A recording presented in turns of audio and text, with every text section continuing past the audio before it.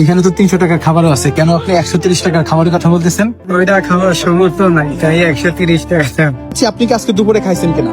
বাসায় যাওয়া পরে নাই খাবো, ইনকাম হয় নাই, বাসায় যাইতে পারি না দুপুরে। রাস্তায় কিছু খাইতে লইলো, ছেলে মেয়ের কথা মনে মনে হয়, তাই বাসায় যাই আগে ডাইল ভাত যা খাবার খাই। এই মতিঝিলের সব থেকে সেরা যে বিরিয়ানিটা আছে, ফিলিস্তিন বিরিয়ানি, ওই বিরিয়ানিটা আপনাকে খাওয়াইতে চাই, আপনি কি খাবেন কিনা? খাওয়াইতে চাইলে খাবো, একজনে খাওয়াইতে চাইলে খাওয়া লাভ, আর এমনি যদি প্যাকেট দিয়া দেয় তাহলে বাসায় নিয়ে যায়। আচ্ছা, আপনি মেনলি হচ্ছে আপনার যে ছেলে মেয়ে আছে তাদের কথা চিন্তা করে আসলে বাইরে খান না। তা আপনি আসেন, আপনাকে হচ্ছে আপনার ওই যে বাচ্চা আছে তাদের জন্য একটা খাবার দিয়ে দেবো, ঠিক আছে? কয়জন আপনার বাচ্চা? এক ছেলে এক মেয়ে। একটা ছেলে একটা মেয়ে। আপনার যদি একটা ছেলে একটা মেয়ে, কি খাবেন?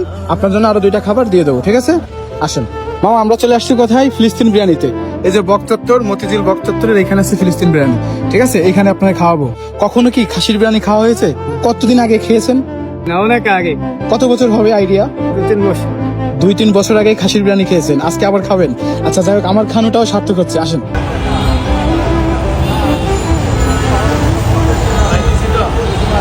কোনটা খাবেন একটু দেখান। হ্যাঁ, 200 টাকা নাকি 130 টাকার?